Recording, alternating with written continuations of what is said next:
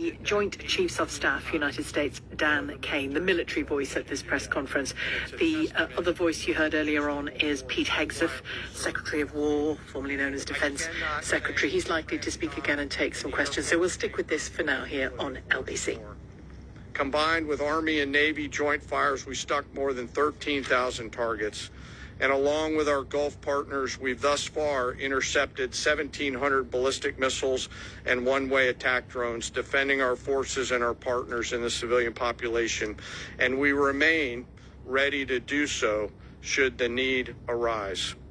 Along the way, we consume more than 6 million meals, and by my estimate, more than 950,000 gallons of coffee, 2 million energy drinks, and a lot of nicotine, but I am not saying that we have a problem.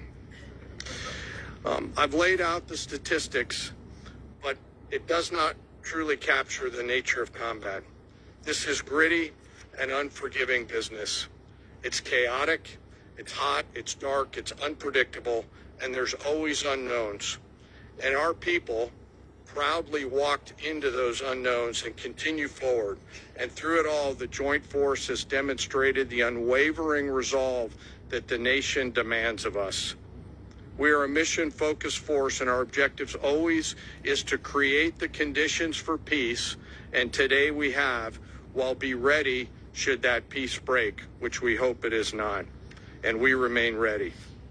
Before I turn it back to the Secretary, I also want to quickly revisit the rescue of the Air Force fighter crew over the weekend. To give you an update, the Secretary and I have had the profound honor of speaking directly with many of the warfighters on that mission, from the downed crew that were picked up to those forces that went and got them.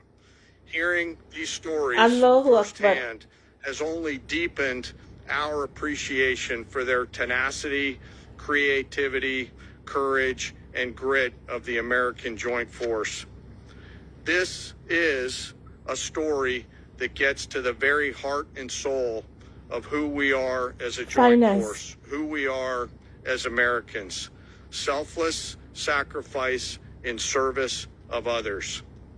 From the backseater, Dude 44 Bravo, whose pure and unadulterated joy at seeing those helicopters come into the valley to get his front seater in daylight, because he knew the front seater did not have a jacket, and was so filled with heart-leaping joy at his front seater getting picked up, to the nighttime folks that went in and then got him, to the tanker forces that did the things that they had to do to give their own gas away, to the support packages, to those that went into the desert landing site not once, not twice, but 3 times as we fought through multiple contingencies.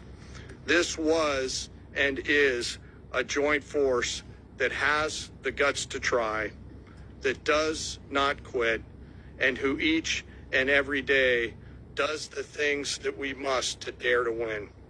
No lives were lost. We succeeded because the Joint Force is always at the ready. They trust each other, they trust their leaders, and they trust their training. And they remember first, foremost, and always that we do these things so that others may live, and we will never leave anyone behind. The success of Operation Fury thus far, and we hope it remains, culminates with this incredible rescue over the weekend, a direct example of the professionalism and courage of the United States military and our joint force.